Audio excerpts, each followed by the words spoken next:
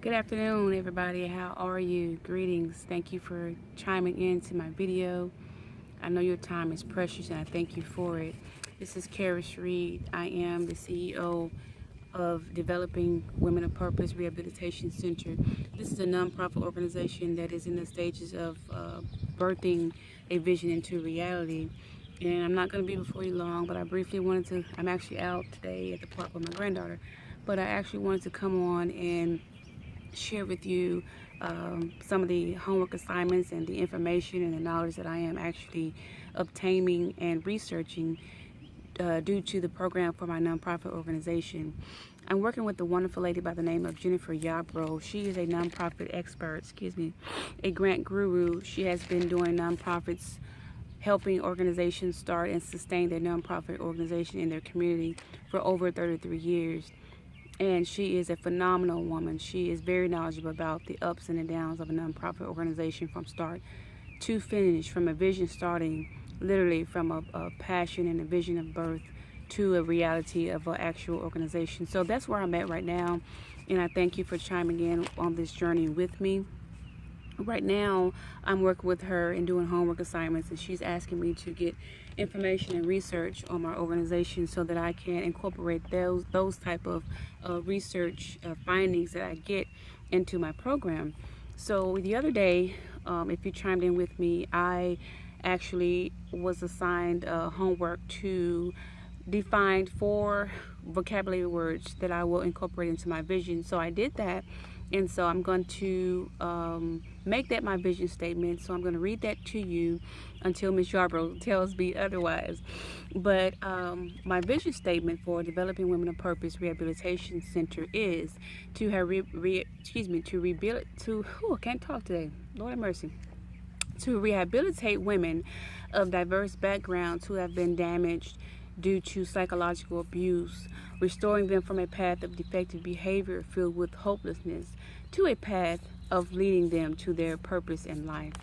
Okay, so that is my vision statement, and that is one of the vision statements that I'm going to incorporate into a mission statement here soon once I complete my okay or my validation from Ms. Jennifer Yarbrough, because her main goal is to work with us as nonprofit organizations and to help design and form a program that will bring about impact and change in our community. She's very passionate about impact, and she will always tell us activities are not impact. So I have to design a program with information and knowledge that I'm bringing to my donors and my sponsorships and my partnerships, that my program will bring about an impact to the women that I desire to help, so that they can have a impactful outcome when they come from my program.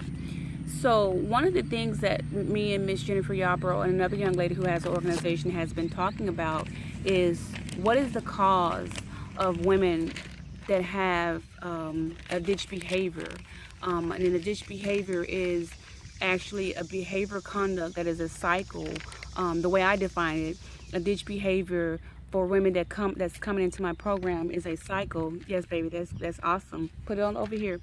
Is a cycle of behavior that women have developed over the years of dealing with psychological abuse. They have a mindset of being in a small, narrow-minded frame of mind of negativity, of hopelessness, of helplessness, because of the traumatic damage that this psychological abuse has caused them. And so when they have this behavior, they just have a dead mindset. Their mindset is just staying in the mind frame that they are, like staying in the bottom of that ditch where they feel they can't get out because of helplessness and hopelessness. So they continue to conduct behaviors that are unhealthy for them and that are not good for their life. And those type of behaviors are chronic homelessness, chronic unemployment, chronic prostitution, neglecting their children. They may even do drugs and alcoholism because of this. And all these are types of behaviors that can be be avoided if they had the right mindset of the positivity, and if they just talk to someone who has helped them reach the core cause of that behavior conduct. So I did some research, and I have discovered that according to statistics on emotional abuse, that 1,000 women 15 years and older, 36% had experienced emotional abuse while growing up. Psychological emotional abuse. 43% had experienced some form of abuse as children or adolescents. Okay, and 39% have reported experience emotional abuse in a relationship. Okay, so in a relationship, actually in the past 5 years is what the stat said. So that's a lot of women. 1,000 is a big number. It's bigger than 999. Okay, even though it is that one extra woman, that is a lot. That is a broad number of women who has experienced emotional abuse. Okay, and so I want my program to not only meet the needs of women as far as counseling them and having a support group for them because they are in a psychological trauma state, but actually, just meet both emotional and spiritual needs of psychological abused women. We want to get to the core. We want to help mend their spirit also, because with their mind being off track and being in a negative state of mind, stuck in a traumatic state of mind, that they are this way, their spirit is also hurting, and that's where the heart of the emotion is in the spirit. So I also want to not only meet the emotional needs of them, but the spiritual needs as well. Okay, and so let's define well, we know what emotional abuse is. Emotional abuse and psychological abuse kind of tie together, but it's just a hard and a real cause of a lot of things. It's very traumatizing. It's very detrimental. It's damaging. It damages relationships with people. It isolates them from family and friends, and help them bury themselves in that behavior of hopelessness and that mentality of being helpless. Okay, it just causes mental death. It's a mental death, and we all know that we can be spiritually dead as well, but this causes a mental death. Psychological and emotional abuse causes mental death, and I say that because your mind is a wonderful thing. God gives us all the intellect, ability to think and to reason, okay? And when your mind is altered and damaged and has been told so many negative things over and over and over and over and over again, time after time, it becomes a belief to that person. Their mind is framed around those words. Okay, so that's why I say it causes a mental death, because it kills positive thoughts, it kills dreams, it kills hopes, it kills self-esteem, it kills self-positive images. It kills relationships with people, because then they begin to isolate themselves, and they become isolated from the society, from families, from jobs, from friends. And isolation causes, of course, separation from everyone. So psychological abuse it's a mental death. I mean, it literally kills these women mentally. Okay, so not right now, baby. No, Nini's doing something. Go over there and play. Go get your bubbles. Somebody patting me. Okay, we're getting ready to go. Give Nini a few more minutes. Okay, go get your bubbles. My granddaughter, I love her to death.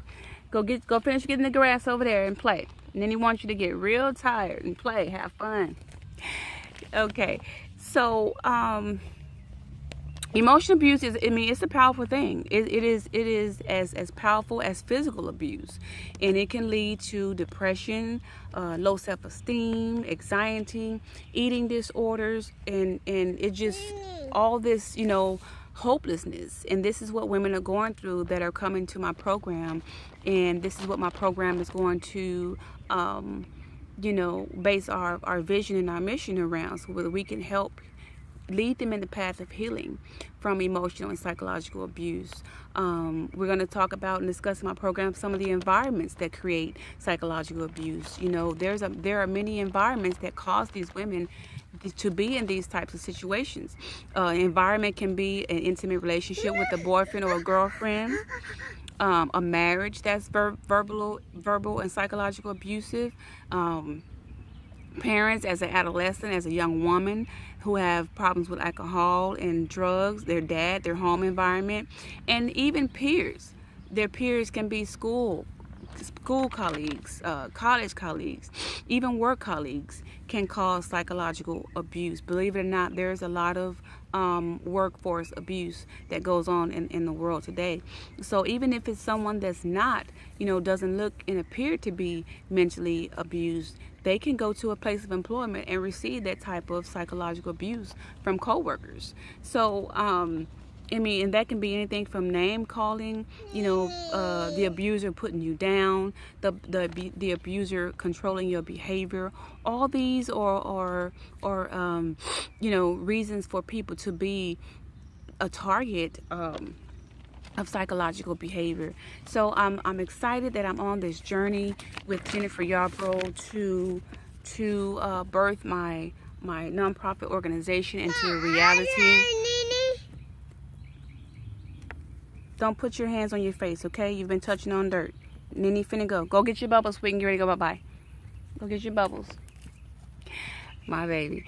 But a lot of things are the root causes of the reason why these women who are going to be coming into my program are conducting this these behaviors and this conduct. So I thank you for chiming in with me as I briefly, wanted to go over some of the services and the information and the education that I'm going to be doing with my program, because my vision statement will be rehabilitating women who have been traumatized with psychological, emotional abuse, and we're going to help them get to the root cause of their ditch behavior by addressing the psychological abuse and trauma that has happened years ago.